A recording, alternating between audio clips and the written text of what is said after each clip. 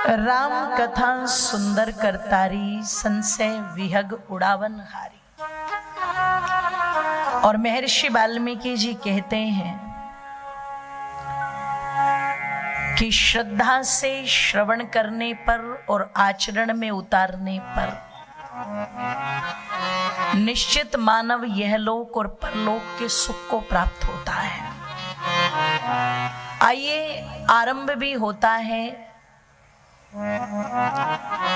कहते हैं मेरी माताओं बंधुओं कि महर्षि वाल्मीकि एक दिन अपने आश्रम में बैठे हैं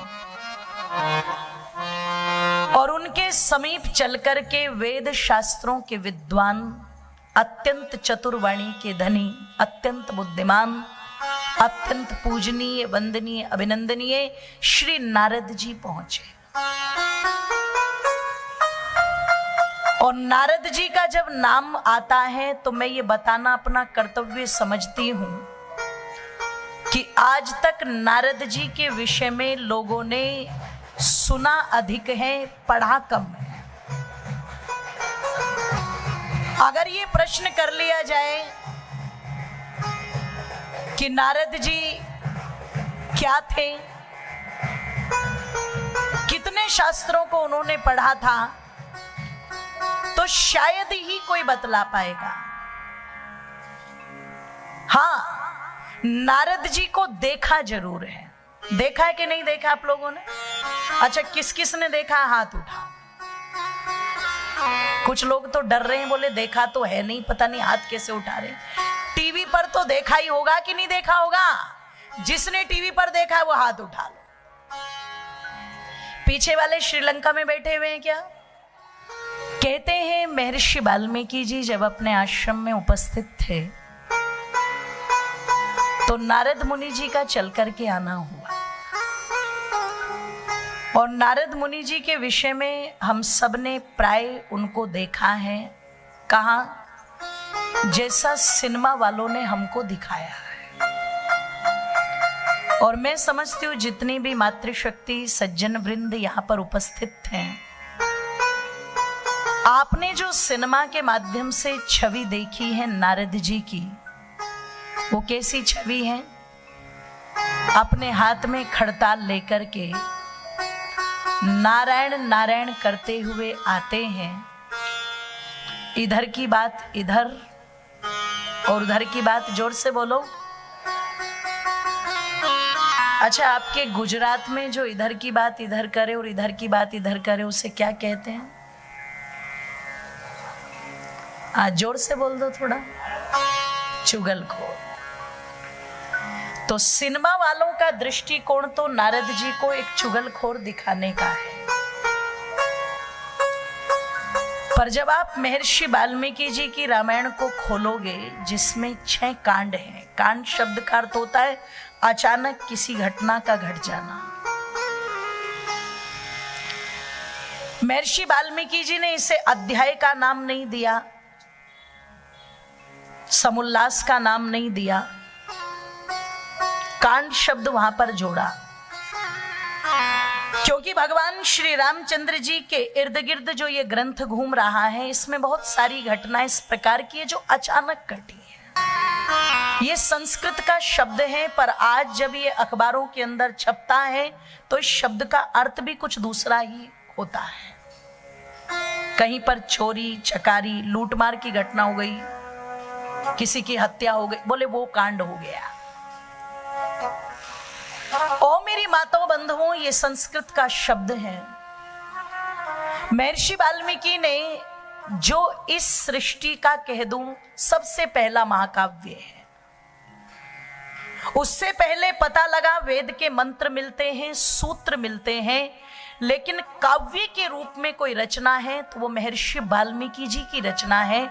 इसलिए हम उन्हें ये भी कह सकते हैं इस युग के सबसे पहले कवि। वो अपने आश्रम में बैठे हैं और जब उनके पास नारद मुनि जी चल कर के आ रहे हैं तो नारद मुनि जी का विशेषता, उनकी योग्यता बताई जा रही है। एक बात हो, नारद कोई नाम नहीं है। जैसे डॉक्टर कोई नाम नहीं है, इंजीनियर कोई नाम नहीं है, अध्यापक कोई नाम नहीं है, ये सब क्या है? उपाधियां, डिग्री। जो उस क्षेत्र में आगे बढ़ा है, अगर कोई मेडिकल साइंस में आगे बढ़ा है तो हमने उसे डॉक्टर कह दिया। अब डॉक्टर कोई नाम नहीं, पर हम पुकारते क्या कह करके? डॉक्टर साहब। कोई इंजीनियर है तो इंजीनियर साहब। ऐसे ही नारद, वशिष्ठ, भारद्वाज, शास्त्री, आचार्य, मिश्र, द्विवेदी, त्रिवेदी, चतुर्वेदी, ये सब नाम नहीं है, ये सब उपाधियां हैं। नारद भी कोई नाम नहीं, नारद एक डिग्री है। और इस डिग्री को प्राप्त करने वाले व्यक्ति हर युग में रहे हैं, इसलिए आपको नारद हर युग में मिलेगा। वशिष्ठ जी कोई डिग्री नहीं, वो वशिष्ठ कोई नाम नहीं है, वशिष्ठ एक उपाधि है, अलंकारिक उपाधि। इसलिए राम जी के समय में भी वशिष्ठ हैं, उनके कुल पुरोहित।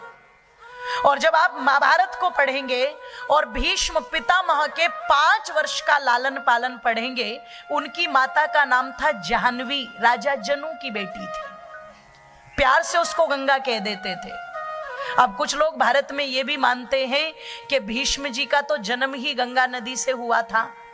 तो मैं तो कई बार कह देती हूँ व्यंग में कि अगर नदियों के माध्यम से ही बच्चे जन्म ले रहे हैं तो फिर एक काम करो, डॉक्टरों की कोई आवश्यकता नहीं, हॉस्पिटल की कोई आवश्यकता नहीं है, सेरोगेसी की कोई आवश्यकता नहीं है, सबको ले जाकर के गंगा नदी पर ही खड़े कर दो। है जी, उनकी माता का नाम गंगा था। 5 वर्ष तक उन्होंने देवव्रत का पालन, जो आगे चल करके भीष्म पितामह बने, महर्षि वशिष्ठ के आश्रम में किया। अब कुछ लोग कहते हैं जी वशिष्ठ जी तो हजारों साल तक जिए होंगे फिर। तो भैया रामायण वाले जो वशिष्ठ हैं वो अलग है, और यहां पर जो वशिष्ठ हैं वो, जोर से बोलो, अलग है। ये उपाधि है। तो नारद कोई नाम नहीं है, इंद्र कोई नाम नहीं है, ये सब उपाधियां हैं। कई बार भ्रांति हो जाती है, अच्छा जो स्वर्ग का राजा है इंद्र, उसने अहिल्या माता का सतीत्व भंग किया। लोग उंगली उठाते हैं सनातन पर। जो कपोल कल्पनाओं की व्याख्याएं की जाती हैं, उनको सामान्य जन समझ नहीं पाते, और पता लगा कुछ का कुछ बोलते हैं तो दूसरे मत संप्रदाय के लोगों को आपके धर्म ग्रंथों पर उंगली उठाने का अवसर मिल जाता है। क्योंकि भारत में लोग पढ़ना कम पसंद करते हैं और सुन करके उसमें नमक मिर्च तड़का लगा करके उसको आगे बताना ज्यादा पसंद करते हैं। इसलिए हमारे ग्रंथ कुछ कहते हैं और हम, जोर से बोलो, कुछ कहते हैं। तो जिसको चुगलखोर दिखाया सिनेमा वालों ने, मेरी माताओं, उस चुगलखोर मनुष्य का नारद जी के साथ कोई भी लेना देना नहीं है। एक बात, कौन है नारद? वेदों की सब प्रकार की विद्या, खगोल विद्या, भूगोल विद्या, नृत्य कला, संगीत कला, किसी भी प्रकार की विद्याओं में जो विशारद है, पूरी तरह से अधिकार प्राप्त है, उसको उपाधि प्राप्त होती थी किसकी? नारद की।